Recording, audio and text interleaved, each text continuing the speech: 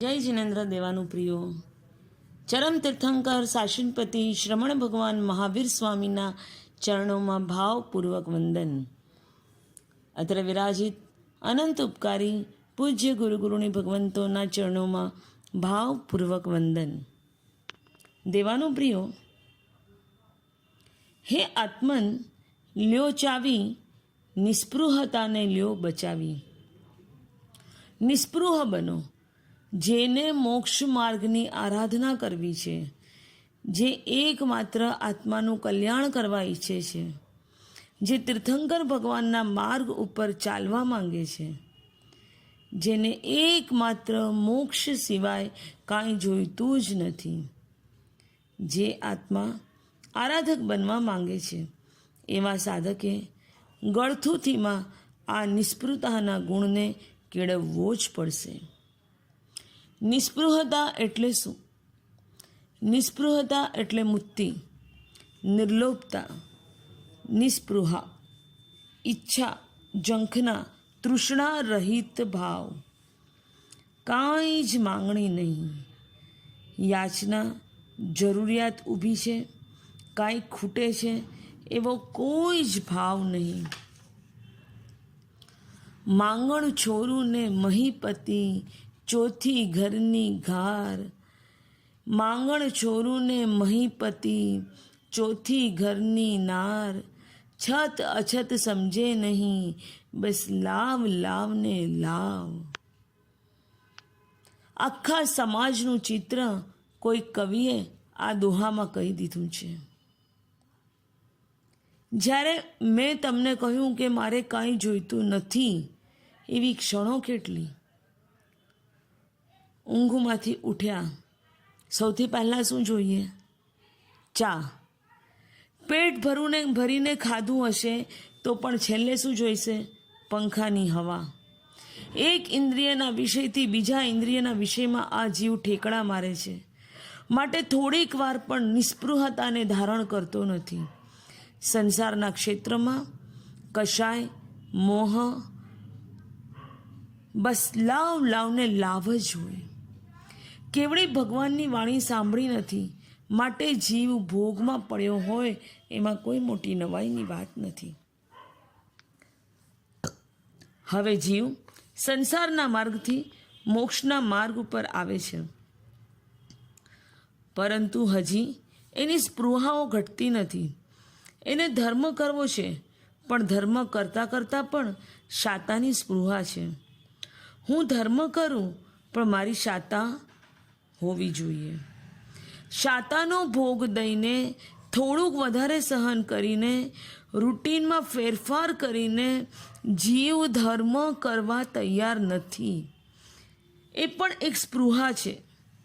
એ સહન કરવા તૈયાર નથી, શાતા છોડવા તૈયાર નથી, સુખશીલતા છોડવા તૈયાર નથી, ક્યારેક માન્યતાઓ છોડવા તૈયાર નથી.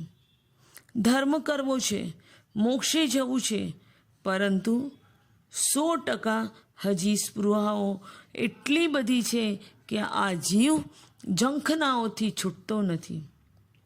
સીધો નિયમ છે, જેને મોક્ષની ઝંખના હોય એને આખો સંસાર ડંખતો હોય. લાગે છે સંસાર ડંખે છે? જેને ખુજલી થઈ હોય એની હાલત કેવી હોય? શાંતિથી બેસી શકે? ના. જેને ધર્મની ભાવના થાય એ આ સંસારમાં શાંતિથી બેસી ના શકે. એને કામભોગ ડંખે, એને સંસારના સુખો ડંખે, 5 ઇન્દ્રિયના 23 વિષયો એને ડંખતા હોય, કર્મના બંધન જ ડંખતા હોય, એને કાંઈ જોઈતું જ ન હોય. દેવાનુપ્રિયો, જૂનો જમાનો છે, રાજા બિનવારસ છે. રાજા ઈચ્છે છે કે મારા ઉત્તરાધિકારીને મારી હાજરીમાં જ પસંદ કરી લઉં. સમય મળશે ત્યારે પાત્રને યુવરાજ ઘોષિત કરી દઈશ. એક વખતની વાત છે, શત્રુ રાજ્યએ રાજાના રાજ્ય ઉપર હુમલો કર્યો અને રાજાએ તેમાં વિજય પ્રાપ્ત કરી લીધો. રાજા આજે ખૂબ પ્રસન્ન છે. આખું એ નગર વિજયની ખુશાલીમાં વધારો કરવા માટે ઘોષણા કરે છે. રાજા, આજના દિવસ માટે આખા નગરને વિશાળ મેદાનમાં આમંત્રણ છે. ચારેય દિશામાં ભંડારીઓ બેઠા હશે. જેને જે જોઈએ તે મળશે. નગરજનો તો ખુશી ખુશી થઈ જાય છે. જેને જે જોઈએ તે મળે છે. ભંડારી 2 સેવક સાથે રાખે છે. એવા સમયે એક નવયુવાન આવે છે. એ દરવાજે બેઠેલા ભંડારી એને પૂછે છે, તને શું આપું? આખું એ નગરના દરેક નગરજનો કાંઈક ને કાંઈક ભંડારી પાસેથી લઈ લેવા માટે આવી રહ્યા છે. અને ત્યારે આ નવયુવાન ભંડારીને કહે છે કે મારે કાંઈ જોઈતું નથી.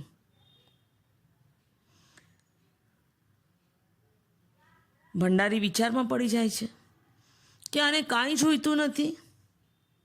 કહે છે, હું ભંડારી છું, તને જે જોઈએ તે આપીશ. રાજાએ કહ્યું છે જેને જે જોઈએ તે આપવાનું. ત્યારે તે નવયુવાન કહે છે, નોકર પાસેથી શું લઉં?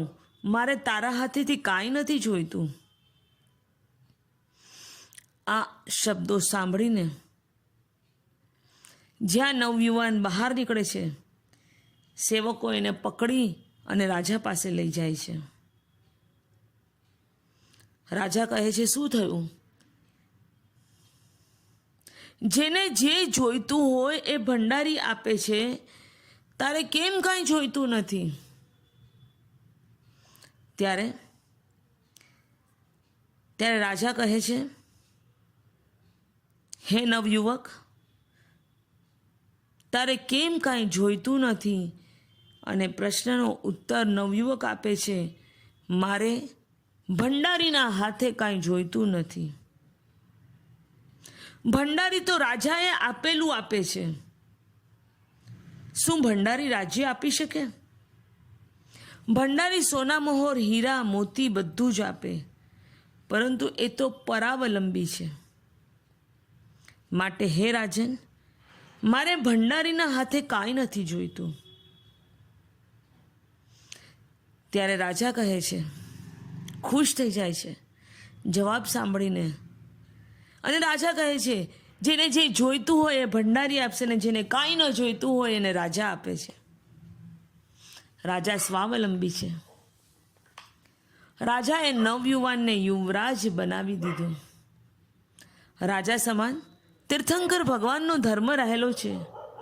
ભંડારી સમાન પુણ્ય છે. પુણ્યનું આપેલું આપણને બધાને બહુ ગમે છે, ગલગલિયા થાય છે. અરે 20 વર્ષ પહેલાં જગ્યાના ભાવ કાંઈ ન હતા. આજે કેટલા ઊંચા થઈ ગયા. આજે આપણને જે કાંઈ મળે છે એ પુણ્યના ઉદયથી મળે છે. આ પુણ્ય એ ધર્મરાજાનો ભંડારી છે. પુણ્ય પાસેથી કાંઈ પણ માંગવાનું છોડી દે તે જીવાત્મા નિસ્પૃહ બને છે. જીવ પુણ્યના ઉદયમાં ઉદાસીન બને. જીવ પુણ્ય પાસેથી કાંઈ પણ લેવા ન ઈચ્છે ત્યારે ધર્મ એને સંવર, નિર્જરા અને મોક્ષ આપે છે. ધર્મ કરીને કાંઈક ને કાંઈક માંગણીઓ આજે આપણી બધાની ચાલુ જ છે. ધર્મ કરવા છતાં મોઢું સંસાર તરફ જ છે. અંતરમાં સંવેગ ભાવ જાગતો જ નથી. જ્યારે ધર્મ આપે એ જ જોઈએ એવી કક્ષા ઉપર પહોંચી જઈએ ત્યારે પુણ્યના ઉદયમાં આપણને રસ ન રહે. એક સમયે વૈરાગ્ય થતાં એવંતા કુમારનો વિજય રાજાએ રાજ્યાભિષેક કર્યો ને? હા, કૃષ્ણ વાસુદેવે ગજસુકુમારનો રાજ્યાભિષેક કર્યો ને? શ્રેણિક રાજાએ મેઘકુમારનો પણ રાજ્યાભિષેક કર્યો ને? આ બધાને, એવંતાને, ગજને, મેઘને, આ બધાને દીક્ષા લઈને મોક્ષ જોઈતો હતો. છતાં મળે છે શું? સંસાર. રમકડાનું રાજ્ય એમને નહોતું જોઈતું. ધન, વૈભવ, ભંડાર આ બધા કેવા હોય? કેટલા બધા લાલચ કરાવે તેવા હોય, બધાને મોહી દે તેવા હોય. છતાં 6 વર્ષના બાળકે સિંહાસન ઉપર બેસીને પિતા પાસે શેની માંગણી કરી હતી? મારા માટે રજોહરણ અને પાત્રા મંગાવો. આહા, બહુ અઘરી વાત હતી. ધર્મ કરવો હોય તો પુણ્યને ચોખ્ખી ના પાડતા આવડવું જોઈએ. પુણ્યને ના પાડે એ જ ધર્મ કરી શકે છે. જે પુણ્યને ના ન પાડે એ ધર્મ ન કરી શકે. મોહરાજા હોશિયાર છે. તમે ડાયમંડ લેવા જાઓ છો ને તો એ રસ્તામાં અમેરિકન ડાયમંડ નાખી દે છે. આપણને તો 7 ડગલામાં જ રત્ન મળી ગયા, પણ કેવા? અમેરિકન. ધર્મ કરવાનો મૂલ્યવાન સમય ભોગ ભોગવવામાં વપરાઈ જાય છે આ રીતે.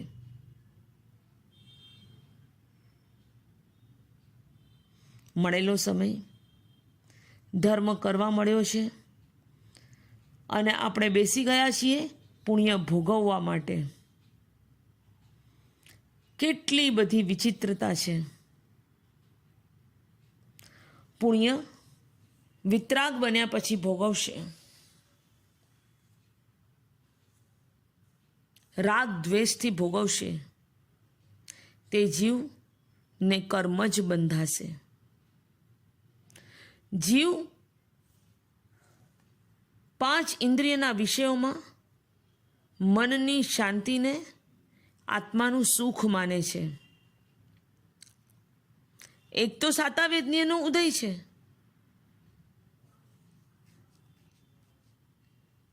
ત્યારે જ્યારે એકને શતાવેદનીયનો ઉદય છે ત્યારે બીજાને તો મોહનીયનો વિજય જોઈએ છે. આપણા ઐવંતા ગજ અને મેઘ જેવાને હા, કેવી નિસ્પૃહતા!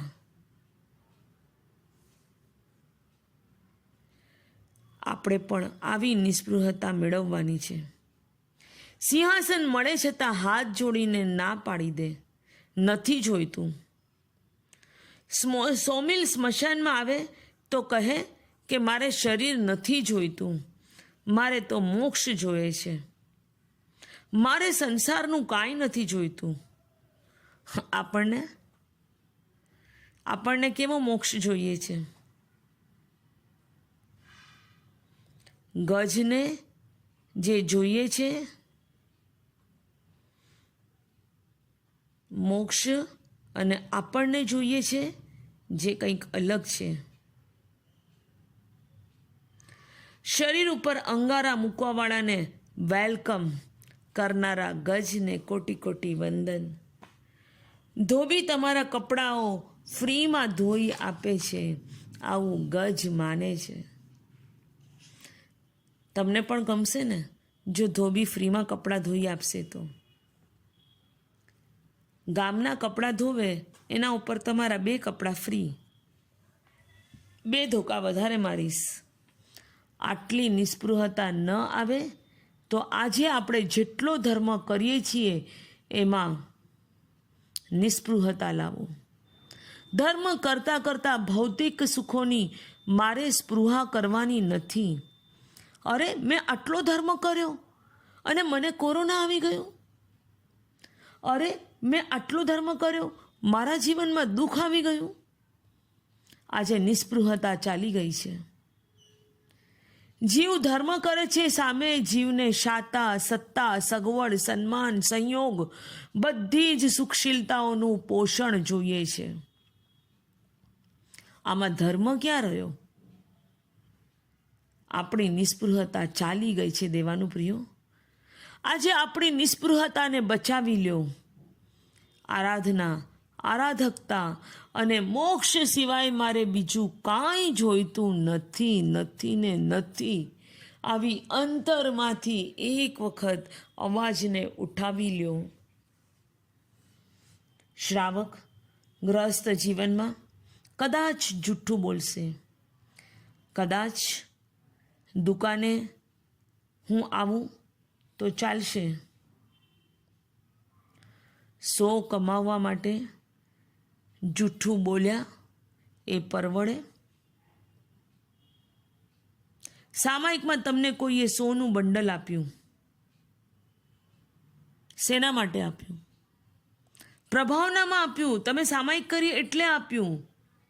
શું કરવાનું? ખુશ થવાનું ને? વિચારો, આપણા મનના વિચારો ક્યાં દોડે છે?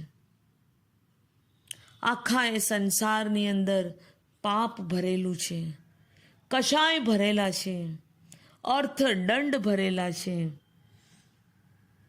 સંસારમાં તો આ બધું જ કરીએ છીએ. હવે ધર્મમાં પણ અનર્થ દંડ કરીએ છીએ. ધર્મમાં પણ દોષો કરીને આ જીવ ક્યાં જશે? કરોડ પૂર્વ સુધી 17 પાપ કરનારો શ્રાવક પણ જો આરાધક બની શકે છે, તો આપણે આ ધર્મની અંદર એકવાર પણ આલોચના નહીં કરીએ તો વિરાધક બની જશું. આટલા ગંભીર કોણ બનશે? થોડા ગંભીર બનો, થોડુંક સમજો. બસ હવે મારે આલોચના કરવી છે. ભલે હું 17 પાપમાં બેઠો હોઉં, પણ મારે મિથ્યાત્વને છોડવું છે.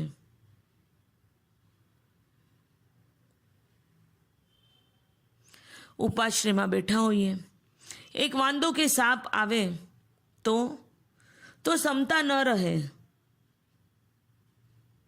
પાપ આવે તો વેલકમ કરવા લાગી જઈએ. ધર્મ દૂષિત થઈ જાય છે. ધર્મની ભાવનાઓ, મનોરથ આ બધું જ દૂષિત થઈ જાય છે. આરાધના નિર્મળ રહેતી નથી. આ જીવ વિરાધક બની જાય છે. આત્માને આપણે ગંભીર થઈને બચાવવાનું છે. મારે સામાયિક કરીને કાંઈ નથી જોઈતું. મારે સામાયિક કરીને બસ એકમાત્ર મોક્ષ જ જોઈએ છે. સંસારની સ્પૃહા સંસારમાં રાખવું. સંસારમાંથી જે મેળવવું હોય તે મેળવો, પણ ધર્મ પાસેથી શાતા, સુખશીલતા, શરીર આ બધું મારે નથી જોઈતું. ધર્મમાં તો મારે બસ એક આત્માનું સુખ જોઈએ છે. જેને ભંડારી પાસેથી જોઈએ છે ને એને સંસાર મળે છે, અને જેને કાંઈ ન જોઈતું હોય ને એને ધર્મરાજા મોક્ષ આપે છે. તો ચાલો દેવાનું પ્રિયો, જો સુખી બનવું હોય તો મારે ધર્મ પાસેથી કાંઈ નથી જોઈતું એવી નિસ્પૃહતાને અંતરની અંદર જગાડીએ. હે આત્મન, લ્યો ચાવી, આત્માને લ્યો બચાવી, નિસ્પૃહતાને લ્યો બચાવી. આવા સુંદર મજાના દિવસો ક્યારે આવશે કે જ્યારે હું મારા આત્માની નિસ્પૃહતાને બચાવી લઈશ, હું મારા આત્માની ક્ષમાને બચાવીશ, હું મારા આત્માનું આત્મસંતુલન બચાવીશ, હું મારા આત્માની સાધનાનો માર્ગ બચાવીશ. સાવધાની આત્મજાગરણ માંગે છે. જ્યાં સુધી આપણે ભગવાન બનવાની પ્રાર્થના, ભાવના, ઈચ્છા અંતરાત્માથી નથી કરી શકતા, ત્યાં સુધી આ જાગરણના માર્ગને અપનાવી નથી શકતા. લોક પ્રવાહથી વિરુદ્ધનો માર્ગ છે. આ ચઢાણનો માર્ગ છે. સાધનાની ભાવના છે, આત્મકલ્યાણની ભાવના છે, તો ધર્મના માર્ગ ઉપર આવવું જ પડશે. જો ધર્મની ભાવના હોય તો એક જ અને એક જ જાગરણનો માર્ગ છે. ઉઠો, જાગો. બસ હવે જો જાગૃતિ ગઈ, સાવધાની ગઈ, તો ધર્મ છૂટી જવાનું. આ સંસાર છે તે લોક પ્રવાહ છે, તે ઢાળ ઉપર ચાલવા જેવું છે, તેમાં કોઈ તકલીફ ન પડે. પણ સાધના છે તે ચઢાણ છે. આપણે સાધના કરીએ છીએ, ચઢાણવાળા માર્ગ ઉપર ચડીએ છીએ. તેને થાક લાગે કે ન લાગે? લાગે. હાફ ચડે કે ન ચડે? ચડે. માટે સાધનામાં સહનશીલતાનો ગુણ પહેલાં જોઈશે. સાધના હંમેશા કઠોર નિયમોને માંગે છે. ધર્મ કરવામાં ક્યાંય કૂણા ન પડવું, પોતાની જાતની દયા ન રાખો, શરીરની શાતાને મહત્ત્વ ન આપો.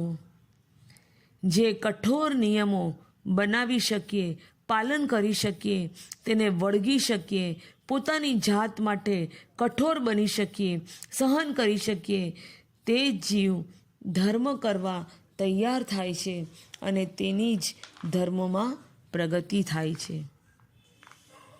ધર્મ કરતી વખતે શાતાનું લક્ષ્ય કેટલું? સહન કરીને ધર્મ કરવો, એવો ધર્મ કરવાનું કેટલાને ગમશે? એવો ધર્મ કરવા કેટલા જણા રાજી છે? ચઢાણના માર્ગમાં દેવાનું પ્રિયો, જોર તો પડવાનું જ છે. જ્યારે જોર પડે ત્યારે સમજવું કે સાચો ધર્મ કરું છું.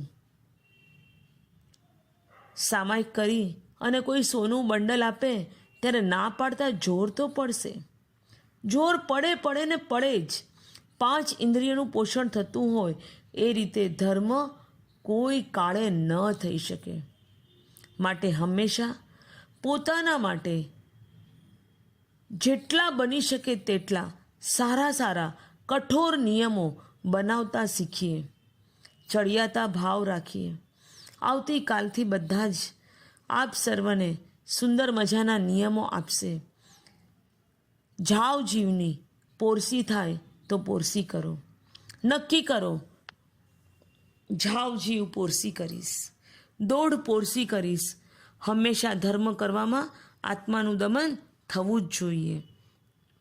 જો આત્માનું દમન ન થતું હોય તો તે ધર્મ નથી.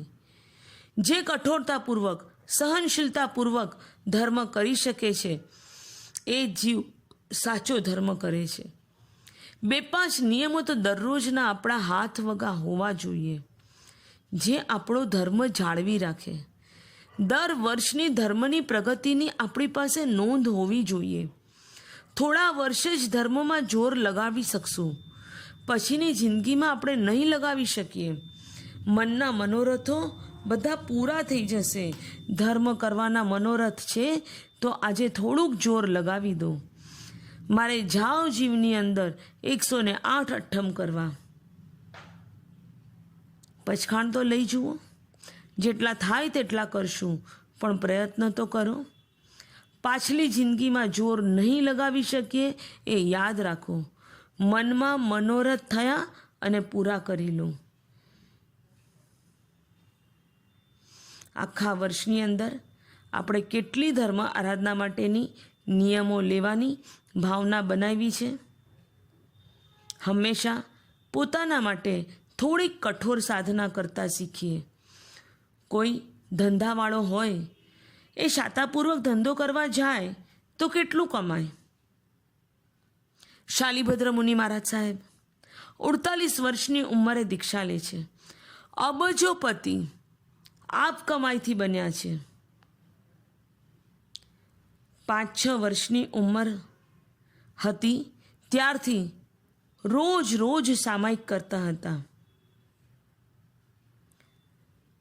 17-18 વર્ષની ઉંમરે તેમને માતુશ્રી દર્શન કરવા લઈ આવ્યા.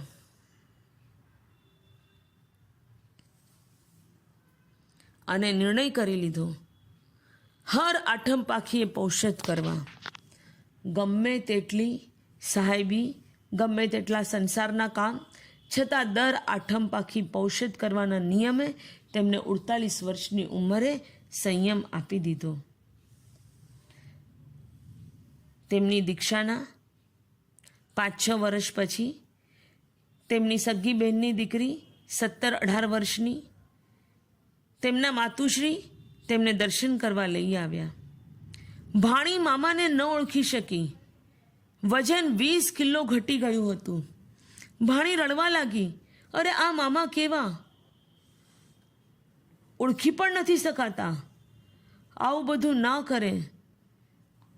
મમ્મી, મામાને ના પાડો. મામા તો ઝવેરી હતા. દીકરીને સમજાવે છે,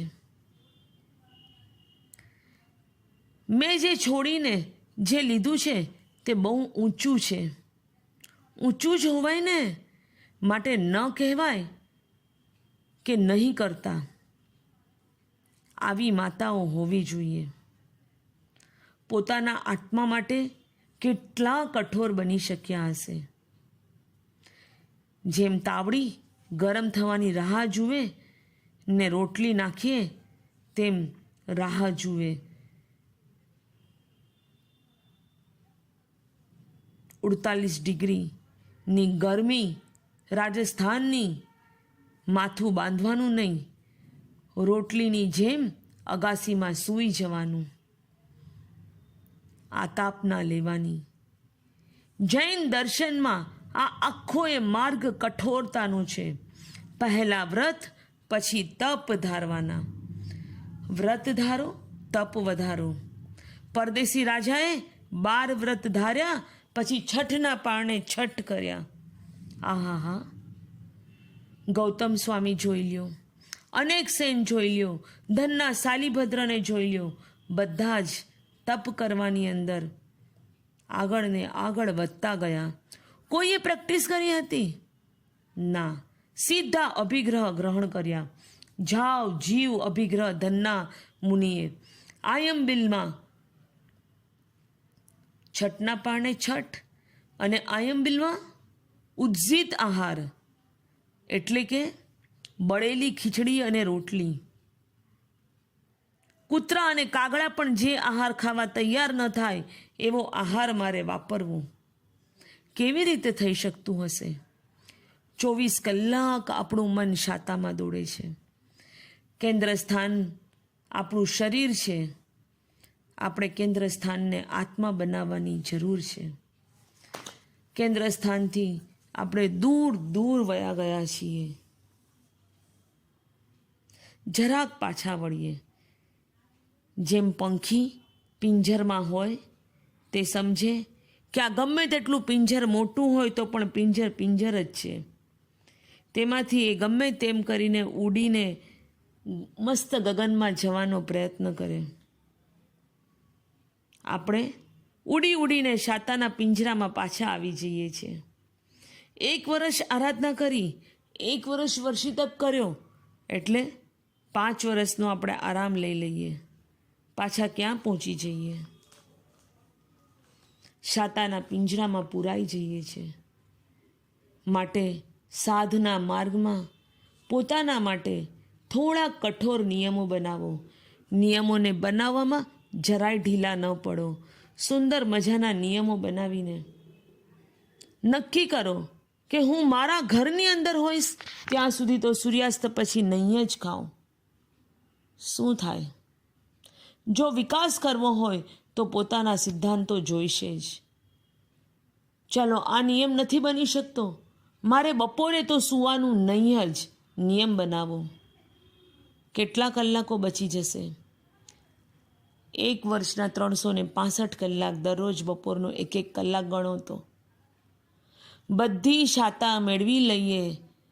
પછી ધર્મ ભાવોની વૃદ્ધિ ક્યાં થાય? આપણે કઠોર ક્યાં બન્યા? જાતની પરીક્ષા આપણે કરી જ નહીં. બધું જ ગમે તેવું કર્યા પછી ધર્મ ગમે છે એમ કહેવાય? શાંતિથી વિચારજો. બાળકને ટીવીની લાલચે આપણે ભણવા બેસાડીએ તો ભણવું ગમે એમ કહેવાય? ના. તેમ બધી જ શાતા પૂરી કરી અને પછી ધર્મ કરું છું એમ કહેવાય? હવે એમાં કંઈક વિઘ્ન આવે તો તરત જ ધર્મ ઉપર કાતર લાગી જાય. દેવાનું પ્રિયો, માટે પ્રિય ધર્મી નહીં દ્રઢ ધર્મી બનો. સવારે દોડાદોડ ન હોય તો સૌથી પહેલો અઘરો નિયમ લઈ લો કે પ્રતિક્રમણ કરવું અને કરવું જ. 55-60ની ઉંમર થઈ ગઈ. 6 કલાકથી વધુ હું પથારીમાં નહીં રહું. હવે ધર્મ કરવાનો સમય મારી પાસે કેટલો છે? એમાં પણ જો શ્રદ્ધા દ્રઢ ન થાય તો જ્ઞાન, દર્શન, ચારિત્ર અને તપ સંબંધી આપણી આરાધનાઓ કરવાની, આપણી ભાવનાઓને જેટલી બને તેટલી વધારવાની પ્રયત્ન કરો. બસ કરો અને કરો. ધર્મ માટે, જાત માટે કઠોર બનો. આ સાધનાનો પાયાનો એકડો છે. બધાને જમાડ્યા પછી વધેલું ઘટેલું હોય શું? બધું જ સાચવ્યા પછી ધર્મ કરીએ તે ધર્મ કેવો હોય? ધર્મનો આપણે ભૂક્કો કરી નાખીએ છીએ. સામાયિક પ્રતિક્રમણ, પોરસી, દોઢ પોરસી, જ્યાં ત્યાં ખાવાનું નહીં, જે તે પ્રસંગોમાં જવાનું નહીં. નાના નાના પ્રસંગોની અંદર દ્રઢ શ્રદ્ધા રાખીને સંથારાનો નિર્ણય કરી શકાશે. સુંદર મજાના નિયમો લેજો, નહીતર અનુકૂળતા મળવા છતાં પણ સંથારો ઉદયમાં નહીં આવે. 4-5 દિવસના, મહિનાની અંદર, વર્ષની અંદર ઉપવાસ કરવાના પ્રયત્ન કરજો. તૈયારી કરવાનો આ માનવભવ દુર્લભ છે. જો આ દિવસોમાં આપણે તૈયારી ના કરી તો ચઢાણના માર્ગમાં આપણે થાકી જવાના, પડી જવાના. પણ નક્કી કરો કે થાક તો લાગશે ને લાગશે જ. ઠાણાંગ સૂત્રમાં ભગવાન ફરમાવે છે કે ધસમસતા પ્રવાહની સામે ચાલો, પ્રતિશ્રોતવાદી બનો. નાયગરાના ધોધમાં પાણીની નીચે રહેલા માછલાઓ જેવી રીતે ઉપર ચડે છે તેની શું ત્રેવડ? તે શું કરે? પાણીને ચીરીને પણ આગળ વધે. આપણે મોહને ચીરી નાખવાનું છે. સવારે નહીં ખાવાનું એટલે નહીં જ ખાવાનું. પોરસી, દોઢ પોરસી આદિ નિયમો બનાવો. ઢાંચામાં, નિયમમાં જીવનને ઢાળીએ. આપણા સમયનો ઉપયોગ ધર્મમાં કરીએ. એ જ શુભમંગલ ભાવના સાથે દેવાનું પ્રિયો. સંસારના કામો ઘટાડીએ અને ઓટોમેટિકલી જોજો ધર્મમાં સમય વધી જશે. માટે આપણે જેમ જેમ શ્રાવકો વધુ ને વધુ કઠોર બનશું તેમ આપણા આત્માને ઉન્નત દિશા તરફ લઈ જશું. શ્રાવકો જેમ જેમ વધુ સુંવાળા થતા જાય છે તેમ તેમ સાચા સાધુ ભગવંતોએ વધુ ને વધુ કઠોર થવું પડે છે. આ કાળમાં આપણે સુંવાળા થયા એટલે આપણી સાધના ગઈ સમજો. સાધુ ભગવંતો યુદ્ધના મેદાનમાં ઉતર્યા છે, પોતાની સાધના કરી રહ્યા છીએ. સંગ્રામમાં મોખરે રહેલા હાથીમાં કેવી શૂરવીરતા હોય તેવી શૂરવીરતા આપણે સાધકમાં આવવી જોઈએ. થોડાક ઢીલા પડવાનું કામ નથી. જો ઢીલા પડ્યા તો કંદમૂળના એક ટુકડામાં અનંતા જીવોની હિંસા કરવામાં આપણે લાગી જશું. ક્યાંક નહીં મળે, બહાર ખાવાનું મન થશે તો કંદમૂળ પણ મોઢામાં ચાલ્યું જશે. આપણે ઘરમાં પણ કંદમૂળ નથી ખાવું, ઘરની બહાર પણ કંદમૂળ નથી ખાવું. કંદમૂળ પ્રત્યે આપણો જીવદયાનો ભાવ વધારો. જો જીવદયાનો ભાવ તૂટી ગયો, પરિણામ તમારી શ્રદ્ધાની કસોટી થઈ જશે અને કંદમૂળ ખાવાનું મન થઈ જશે. 5 વસ્તુ તો કંદમૂળની ન જ ખાઈએ. કોઈના પણ ઘરે ગયા તો ચોવ્યાર કરીને જાઓ. ઘરે જઈને મારે છાપા હાથમાં ન લેવા, આવું તો નક્કી કરી શકાય. સામાયિક કર્યા વગર ફોન હાથમાં ન લેવો, આવું તો નક્કી કરી શકાય. 9 વાગ્યા સુધી કોઈની સાથે બોલીશ જ નહીં, આવું પણ નક્કી કરી શકાય. મોટું તપ ન કરી શકીએ તો આવા નાનું નાનું તપ તો કરીએ. સ્પેશિયાલિટી બસ જીવનમાં આપણે જુદા તરી આવીએ. જગતથી જુદો તે જ જૈન. તમારી પોતાની આઈડેન્ટિટી ઊભી કરો. પોતે કઠોર બનશો તો જ આઈડેન્ટિટી ઊભી થશે. કોઈ કઠોર બને તો એની અનુમોદના કરવી. શ્રદ્ધાની દ્રઢતાથી ચારિત્ર મજબૂત બને છે, તે કરો. જુઓ, પારણામાં પેલો દેડકો પણ દરદુર દેડકો છઠના પારણે મેલ ખાવાનું નક્કી કરે છે. અચેત પાણી પીએ છે. છઠના પારણે છઠ કરી રહેલો દેડકો રાજગૃહિની બહાર આહા સંથારો કરી અને દેવલોકમાં પણ પહોંચી જાય છે. અને આપણે પહેલાં આગારો શોધીએ છીએ. સાધકો, અભિગ્રહ કરજો. આત્મસાક્ષીથી નિરીક્ષણ કરજો. આત્મસાધનામાં આગળ વધજો. ઘરના કામ માટે ફ્રીઝ, મોબાઈલ, રિમોટને અડવું નહીં. ધર્મ એ પાવર હાઉસ છે. પાવર સ્ટેશનમાંથી પાવર ભરી લો. જેટલો બને એટલો વધુ સમય પાથરણા ઉપર જ જવો જોઈએ. દ્રઢ બનો, ઉત્સાહ ભરો. નબળાઈ, પ્રમાદ, મોહ, આસક્તિઓને ઘટાડીએ તો જરૂરથી આપણે આપણા અંતરાત્માને આગળ વધારી શકશું. એ જ શુભ મંગલ ભાવના સાથે જેટલા પણ આ પ્રવચનમાં પચખાણો કહ્યા છે, નિયમો કહ્યા છે, તેમાંથી આપ સર્વની ધારણા પ્રમાણે ઉપયોગ સહિત પચખાણનું પાલન કરવું. તસ ભંતે પડિક્કમે નિંદે ગર્ય અપાણમ વો શિરઃ વો શિરઃ વો શિરઃ. દેવગુરુ ભગવાનની આજ્ઞાએ ચતારી મંગલમ અરહંતા મંગલમ સિદ્ધા મંગલમ સાહુ મંગલમ કેવલી પનતો ધમ્મો મંગલમ. ચતારી લઘુતમા અરહંતા લઘુતમા સિદ્ધા લઘુતમા સાહુ લઘુતમા કેવલી પનતો ધમ્મો લઘુતમો. ચત્તારી શરણમ પવચામી, અરહંતે શરણમ પવચામી, સિદ્ધે શરણમ પવચામી, સાહુ શરણમ પવચામી, કેવલી પનતમ ધમ્મમ શરણમ પવચામી. ચાર મંગલ, ચાર ઉત્તમ, ચાર શરણા કરે નરજય. ભવ સાગરમાં ડૂબે નત્ય. સકલ કર્મનો આણે અંત, મોક્ષ તણા શુક્લય અનંત. ભાવ ધરીને જે ગુણ ગાય તે જીવ તરીને મોક્ષે જાય. સંસારમાં અહીં શરણાચાર, અવર શરણ નહીં કોઈ. જે નરનારી આદરે તેને અક્ષય અવિચલ પદ હોય. અંગૂઠે અમૃત વસે, લબ્ધિ તણા ભંડાર. ગુરુ ગૌતમને સમરીએ તો સદાય મનવંચિત ફલદાતાર. ભાવે ભાવના ભાવીએ, ભાવે દીજે દાન. ભાવે ધર્મ આરાધીએ, ભાવે કેવલ જ્ઞાન. ભાવે પદ નિર્વાણ. બોલીએ શ્રી મહાવીર સ્વામી ભગવાન કી જય હો. જયવંતા જીન શાસન કી જય હો. સર્વ ચારિત્રવંત આત્માઓ કી જય હો. અનંત ઉપકારી પૂજ્ય ગુરુદેવ સર્વ ગુરુ ભગવંતો કી જય હો. જય જીનેન્દ્ર. ખમત ખામણા દેવાનો પ્રિયો.